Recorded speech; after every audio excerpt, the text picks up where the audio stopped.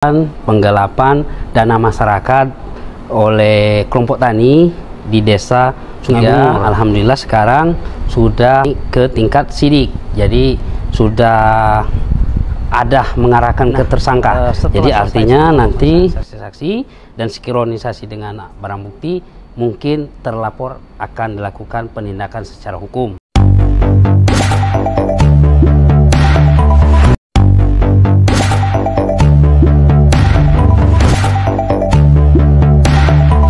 Kasus penggelapan 3 miliar rupiah oleh Ketua Kelompok Tani Sungai Bungur memasuki tahap penyelidikan.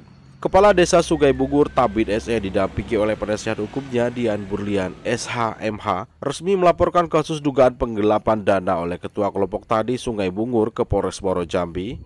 Kasus ini dilaporkan pada bulan Maret 2024 dan telah melalui penyelidikan selama lebih dari 7 bulan.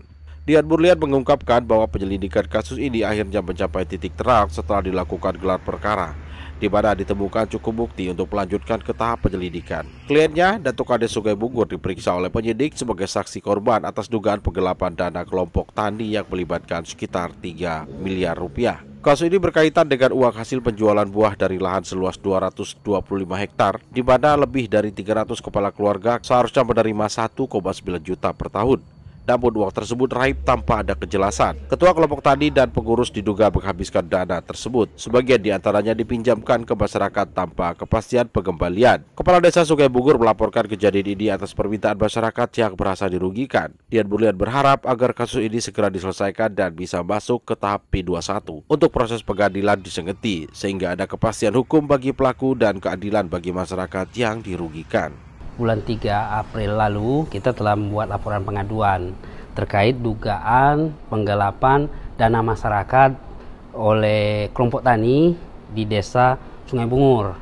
Jadi Pak Kades sudah membuat laporan dari bulan 3, alhamdulillah sekarang sudah menaik ke tingkat sidik. Jadi sudah ada mengarahkan ke tersangka. Jadi artinya nanti kita akan memanggil ulang saksi-saksi yang pernah diperiksa untuk di BAP dengan pro justia atau pro justice. Dengan pro justice ini artinya hasil itulah yang akan dibawakan ke pengadilan. Nah, setelah selesai semua pemeriksaan saksi-saksi dan sinkronisasi dengan barang bukti, mungkin terlapor akan dilakukan penindakan secara hukum.